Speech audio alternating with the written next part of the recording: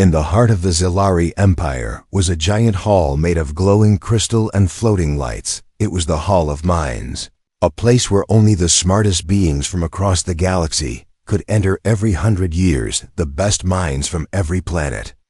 Gathered here to solve the greatest problem in science, the one they all called the impossible equation, for over 900 years alien.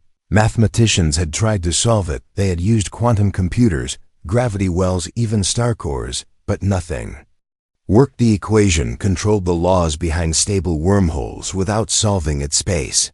Travel across long distances remained slow and dangerous. The Zilari believed that once this equation was solved, they could move between stars in seconds.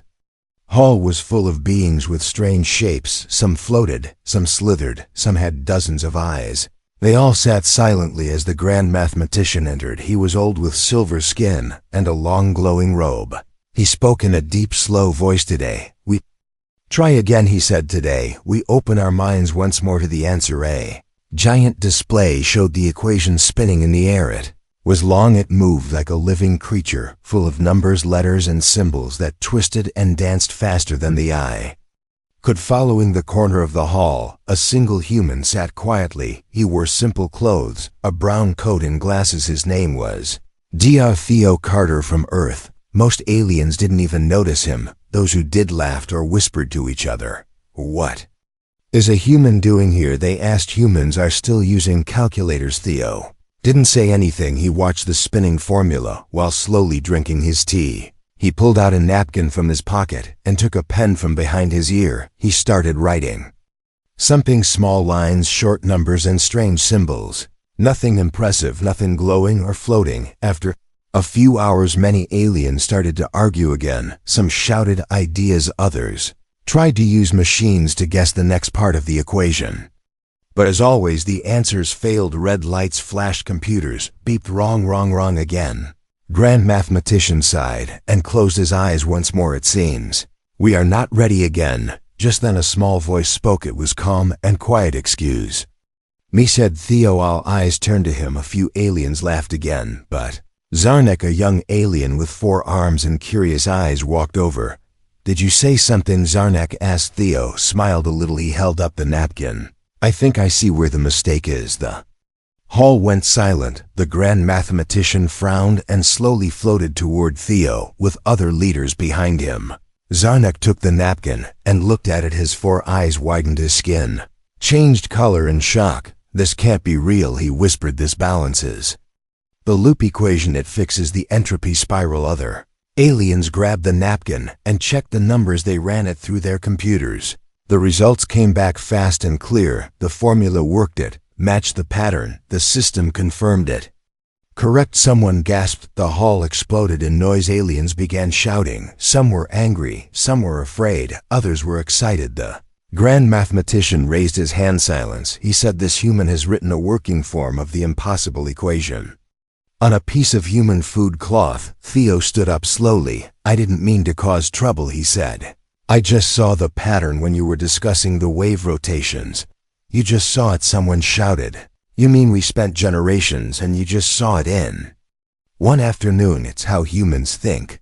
Theo replied, sometimes we just guess or play with ideas. We don't always follow the steps. The council members looked at each other, shocked, confused. Some whispered about danger, others about wonder. One alien growled, this must be a trick. No human can solve this. But the computers say it works. Zarnek replied, I saw it happen. He didn't cheat. He just saw what we didn't.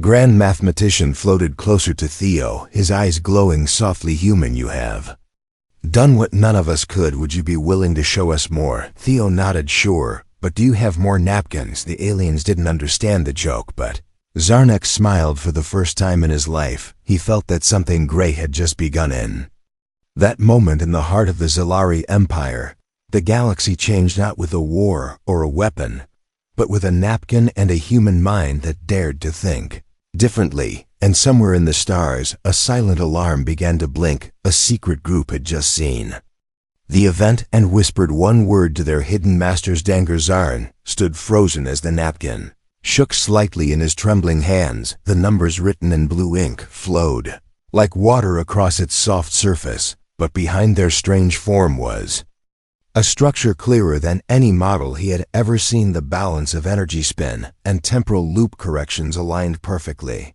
It was not just correct, it was elegant and beautiful, like music turned into math, the kind that made your mind feel light and heavy at the same time, the kind that made you believe you were standing at the edge of something much bigger than yourself.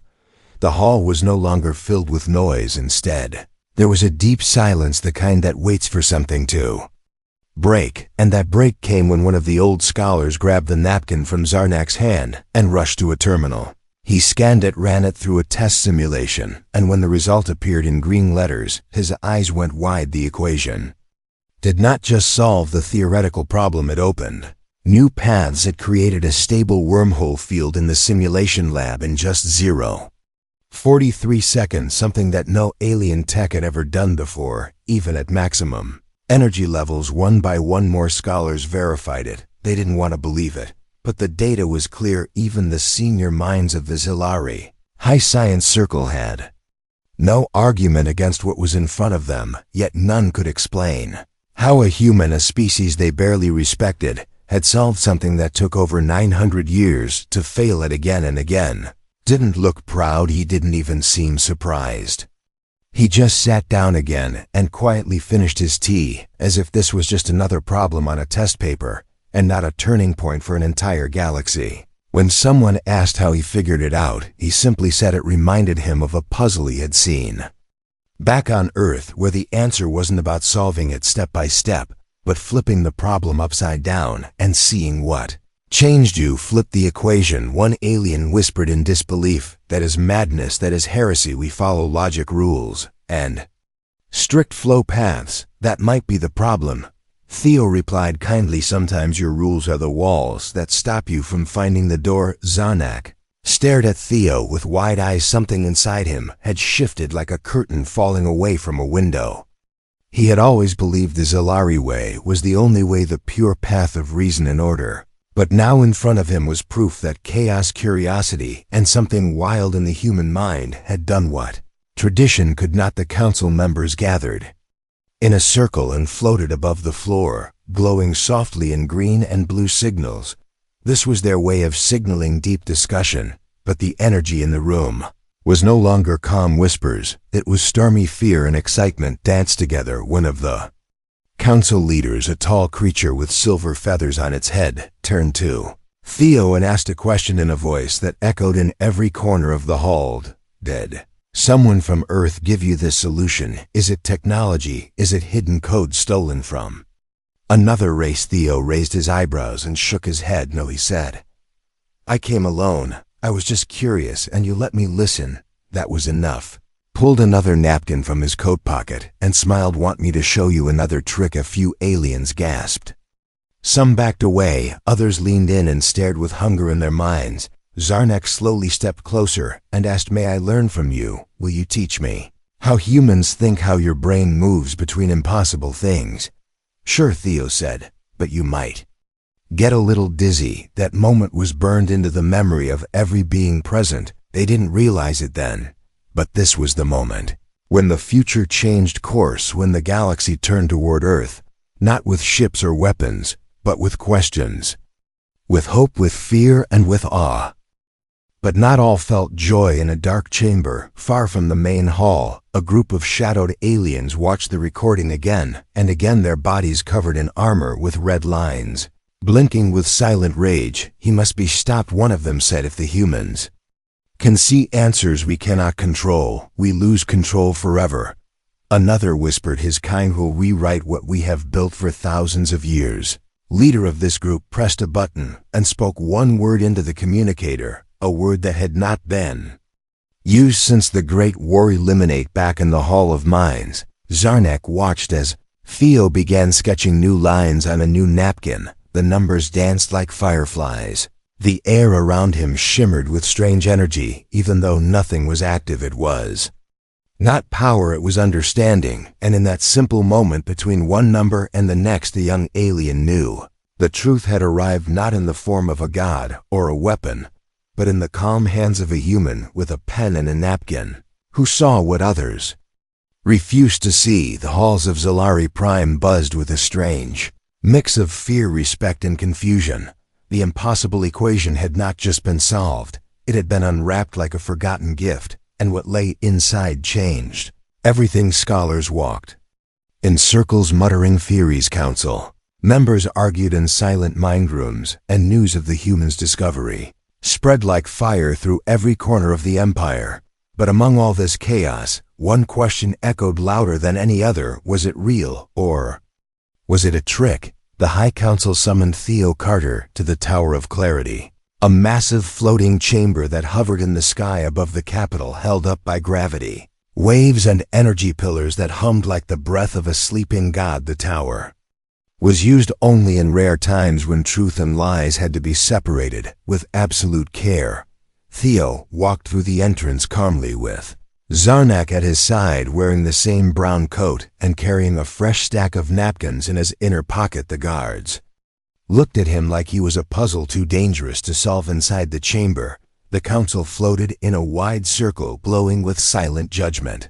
Theo stood in the center while energy rings circled around him, scanning his brain, his heartbeat, his past memories, even the temperature of his thoughts. He didn't flinch, he didn't panic, he just waited politely until the oldest member of the council opened his glowing eyes and asked a single question: "Do you understand what you have done?" Theo looked up and nodded. "I think so," he said. "I helped." Some aliens leaned forward, others leaned back, some narrowed their eyes like they were watching a snake trying to charm a bird.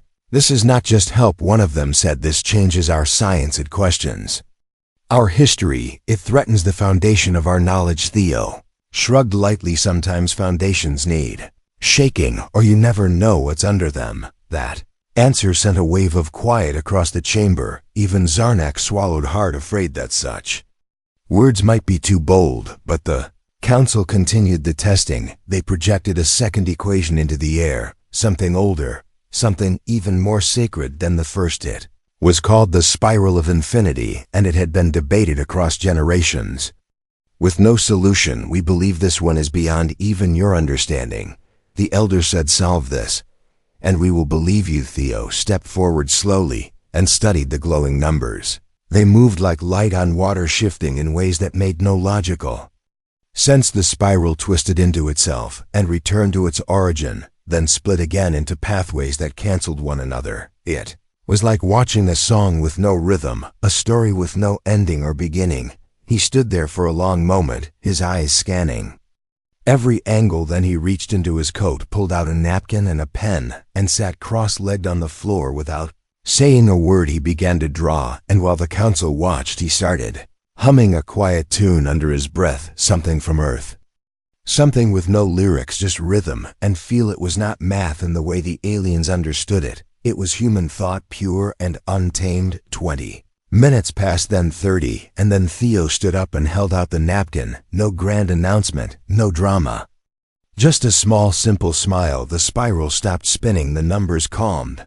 The light turned blue, the chamber shifted from pressure to peace, and the council's scanners lit up in perfect alignment. The solution worked. The council did not cheer, they did not clap, they only stared. One by one, they confirmed the logic, and each time they did, another wall of belief cracked until only truth remained. This human had done the impossible again, and he had done it without supercomputers, without labs, without teams, just his mind, a pen, and something none of them could define. Some called it instinct, others chaos. Some called it art, but one old number spoke softly. "What if it is something else? Something we forgot to have: imagination." Zarnak looked at Theo with something deeper than admiration. Now it was belief, the kind that changes who you are inside. He turned to the council and said, "What if we need to learn from him? What if we need to unlearn everything first?" But not all were pleased. In the shadows of the chamber, whispers rose. "This is not right. He should not have this power.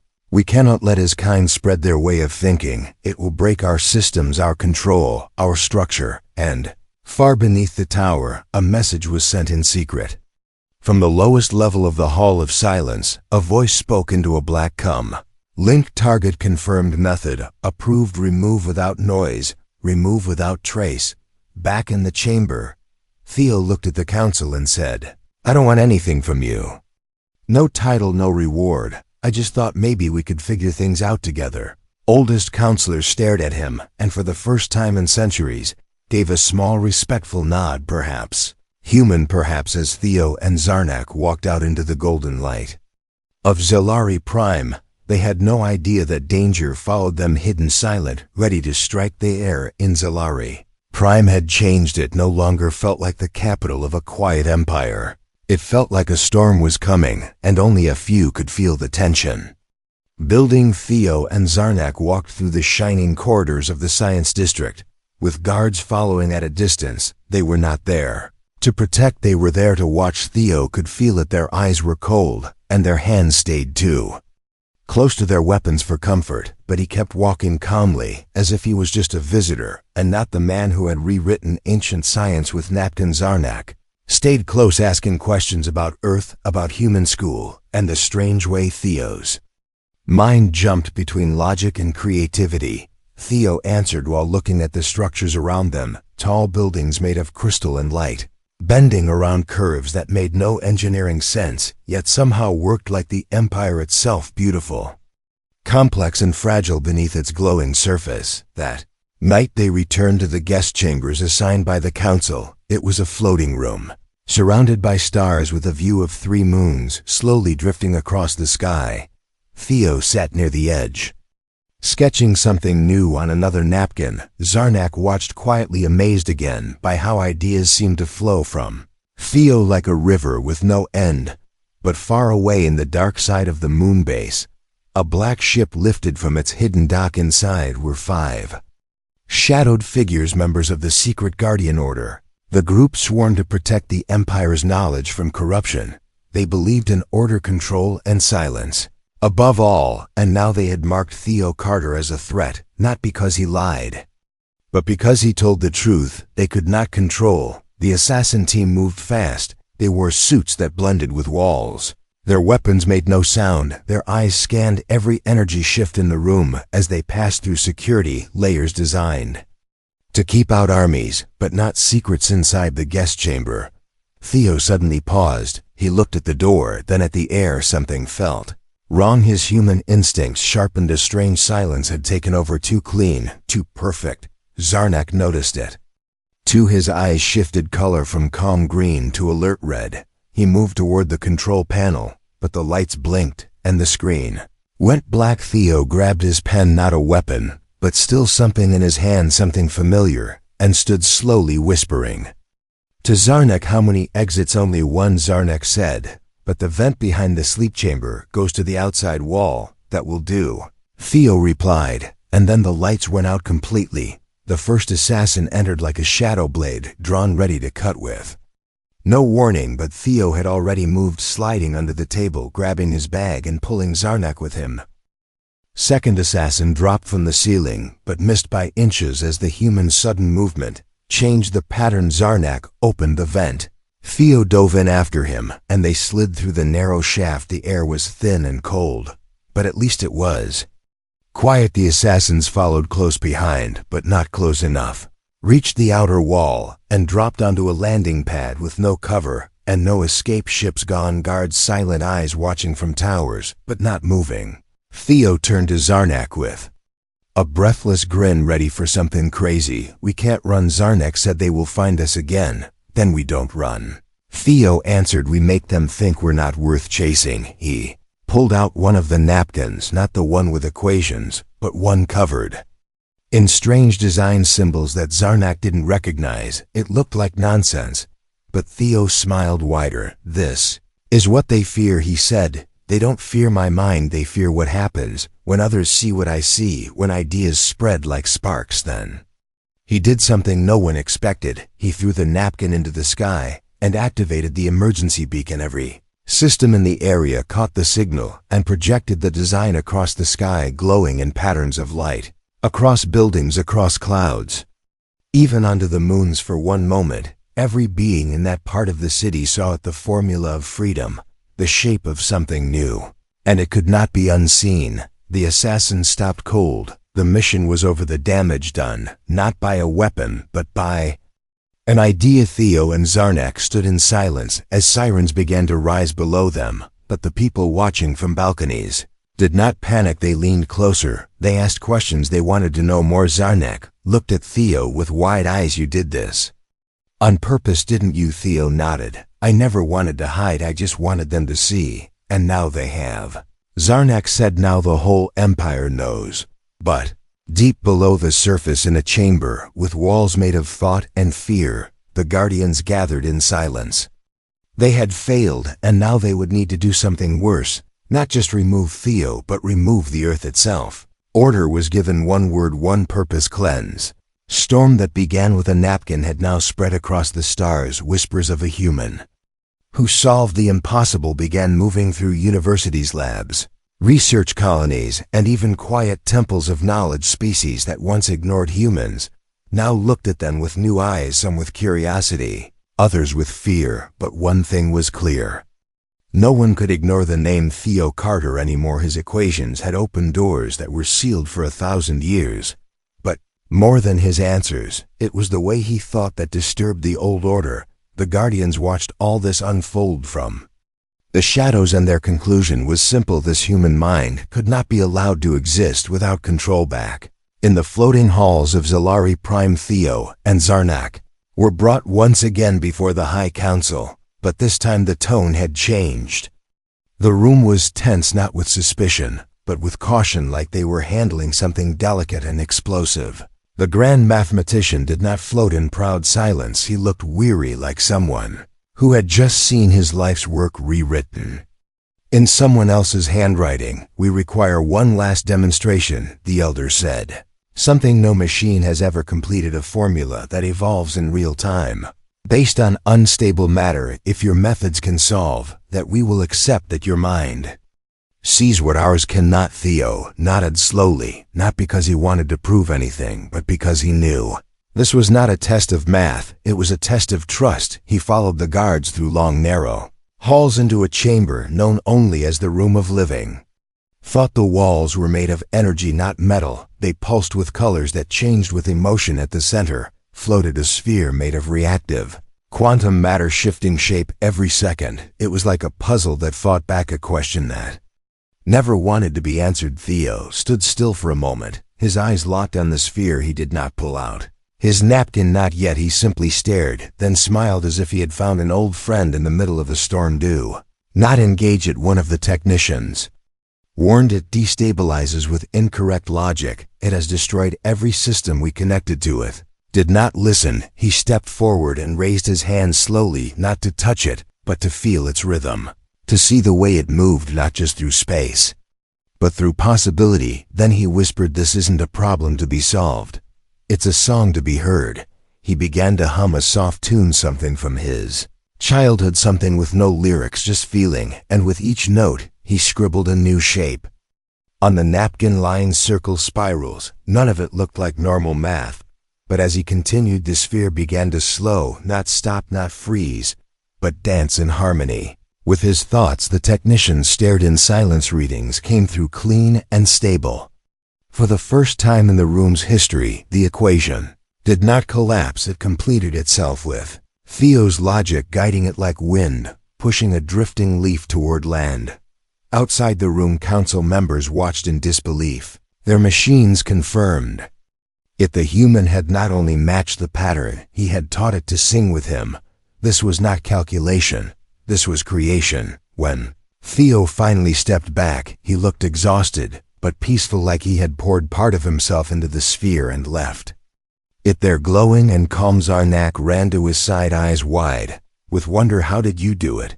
How do you see things we cannot? Theo looked at him and answered with honesty, I do not see better, I see sideways. I do not search for answers, I wait for them to show up. When I stop chasing them and start listening, sometimes the mind is not enough, you need the heart too. That sentence would later be repeated across thousands of alien schools, the first human philosophy ever recorded in Zalari archives. While the council stood in silence considering what this meant, something darker moved through the data streams. A hidden code, a silent signal sent from a Guardian base to a weapon buried in deep orbit above Earth. A doomsday device created long Ago but never used until now, the Guardians believed Earth was the root of the coming change, and if the root was removed the tree would not grow. Theo turned sharply as if he felt something cold touch his spine. His eyes narrowed and he whispered, "Earth, they're going after Earth." Zarnak caught the panic in his voice. "What is it? What do you feel?" Theo did not answer. He was already running, already moving faster than the guards could follow. "We have to stop them," he shouted. "We have to go now." And above them, in orbit beyond the moons of Zalari, a black ship began to move. Its weapons armed its target, locked. The countdown started, not with numbers, but with silence, the kind that comes before the end. Amid the void above Earth, a black ship drifted silently, its engines humming. With hidden power within its hull lay a device built in secret ages ago by a long-dead race, a bomb with the strength to rend a world apart. The Guardians had reactivated it, convinced that Earth must be ended before it could change the fate of the galaxy. Far below on Zalari Prime, Theo, Carter, and Zarnak stood in the High Council chambers, their hearts heavy with urgency. The council fell silent as Theo spoke. "Earth must be saved," he said. "We have no time left." Some elders wept, fearing the end of a distant planet, while others clenched fists, thinking of war. The grand mathematician closed his eyes, then spoke. "Set him free," he said. "Let him fly to Earth."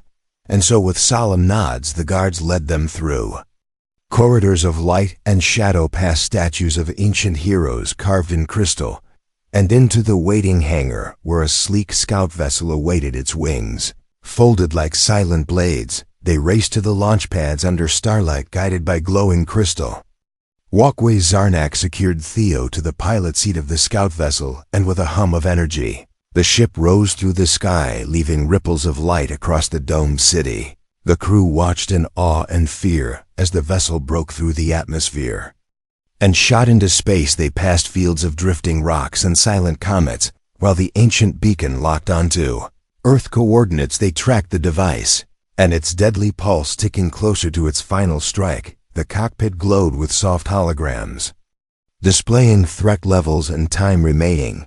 Theo paced his hand over a smooth console, trusting his pattern sense, as Zarnak charted a smooth path between meteor bursts. The tension was thick like metal, but their resolve was stronger than fear. At the edge of the solar system, they encountered a Guardian patrol team, starfighters sleek and armed to terrorize. They surged toward the scout craft, fire beams lanced across the void.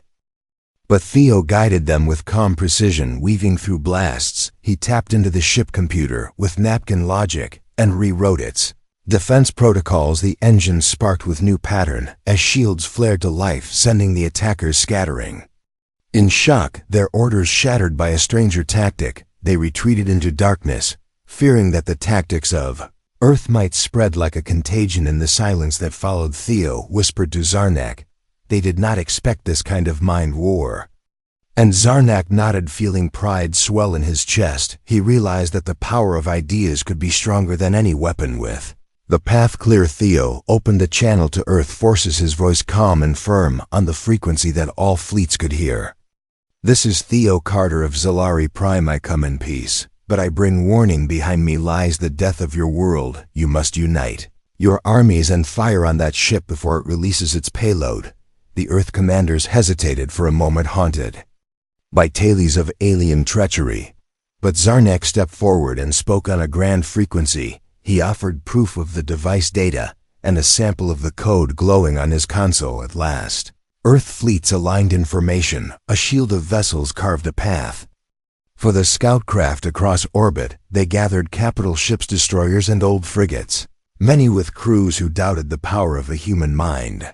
But now they saw hope rise in their hearts and the promise of survival. The final approach was a race against time. The bomb ship hung above the Pacific in low orbit, its dark silhouette casting a shadow over oceans and clouds. Theo guided the scout vessel to intercept within the docking bay. The bomb stood on 3 silent legs, humming with unstable energy. The Guardians inside attempted to lock the hatch, but the scout vessel wings opened, crushing their signal grid. Theo leaped onto the hull with Zarnak at his side and sketched a new sequence on napkin, cloth lines and circles that pulsed like A heartbeat he fed the design into the ship arsenal, converting bomb's energy matrix into harmless resonance that drained its power banks. The device shuddered and then fell silent for the first time in millennia. It had no life left. Sparks of failure danced across its panels, and a faint glow dimmed like the last breath of a dying star.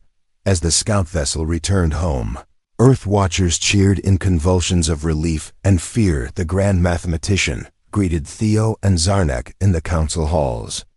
But they were not rulers. They were bearers of a new truth, that intelligence without compassion led only to death. Council bowed to them not with obedience, but with gratitude and humility. Across the stars, a new alliance formed: humans and Zalari.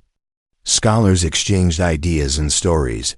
The galaxy shifted toward a future where differences united rather than divided. Scientists on Earth studied Zalari math, while alien artists painted images of human lands. Children on distant worlds pointed at the night sky, dreaming of worlds they would not yet visit, and somewhere beyond the light of distant suns, new impossible equations waited for a human mind to set them free. As the two friends stood on the scout vessel deck, viewing the sunrise on Earth and the 3 moons of Zalari, their bond had grown deeper than science and politics. It was a bond of trust forged in the furnace of crisis. Theo looked at Zarnak and saw hope shining in his eyes. For the first time, they were not alien and human. They were explorers of truth, and that truth had conquered fear. In that moment, Theo realized that no matter how dark the void above might be, a single mind brave enough to think differently could bring light to any world.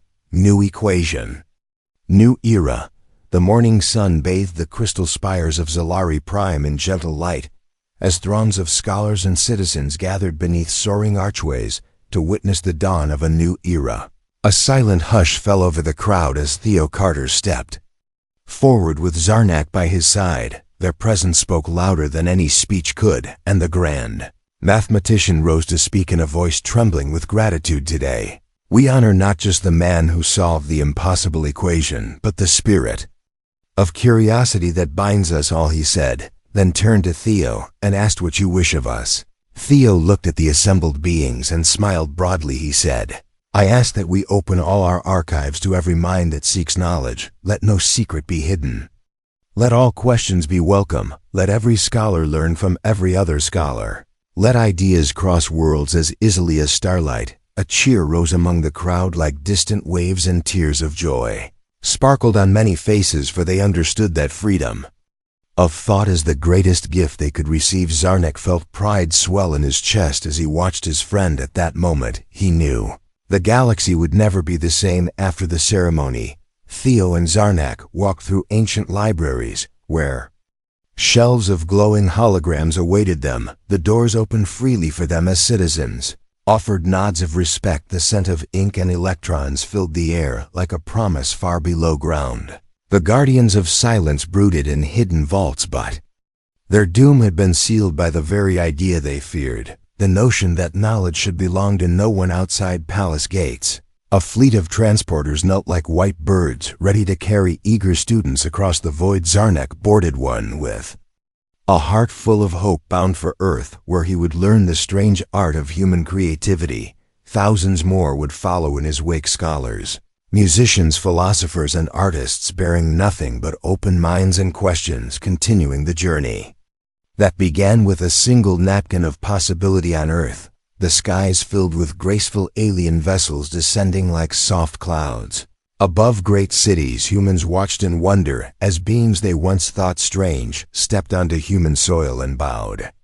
In greeting, universities opened wide their doors, and corridors rang with new languages and old songs of discovery. In lecture halls, Zarnak lectured about quantum harmony, and Theo visited dusty coffee shops where he scribbled new puzzles on napkins that hung as art on walls around the world. These napkins carried not only equations, but stories of courage, imagination, and friendship. And in quiet moments, Theo would sit at his favorite table in a small cafe on a crowded street, sipping strong, dark coffee as he watched the changing sky. The 3 moons of his adopted home hovered low above the skyline, reminding him that every world held beauty and mystery. He would tear a fresh piece of napkin paper, fold it, and write A simple insight.